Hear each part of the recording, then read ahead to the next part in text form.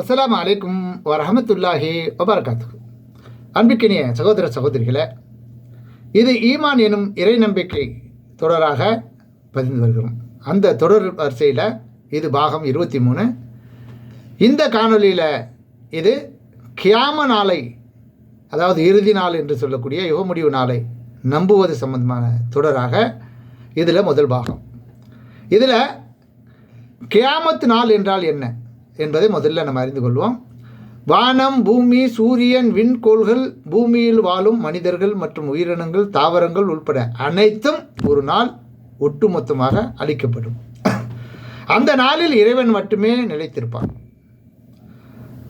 அதன் பின்னர் மனிதர்கள் அனைவரும் மீண்டும் உயிர் கொடுக்கப்பட்டு எழுப்பப்பட்டு விசாரிக்கப்படுவார்கள்.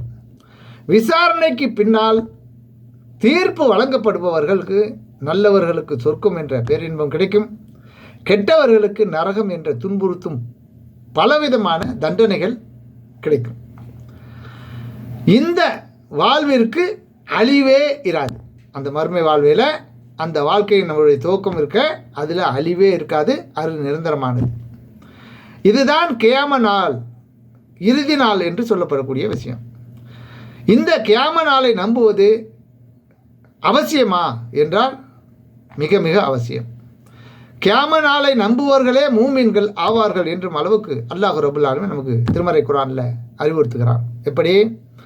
அல்லாஹுவையும் இறுதி நாளையும் மூமின்களாகிய அவர்கள் நம்புகிறார்கள், நம்ப வேண்டும். இது 3வது அத்தியாயம் 114வது வசனத்தில். இந்த உலகில் உள்ள அனைத்தும் அழிக்கப்படும் என்பதற்கு என்ன ஆதாரம் என்பதையும் நம்ம புரிந்து கொள்ளணும்.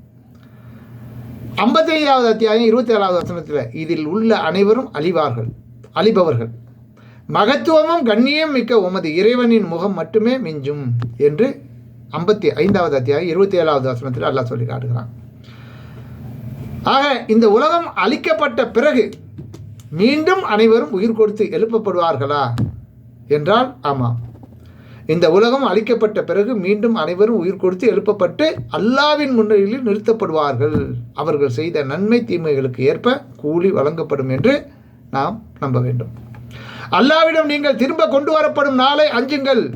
பின்னர் ஒவ்வொருவரும் அவர் உழைத்தது முழுமையாக வழங்கப்படும்.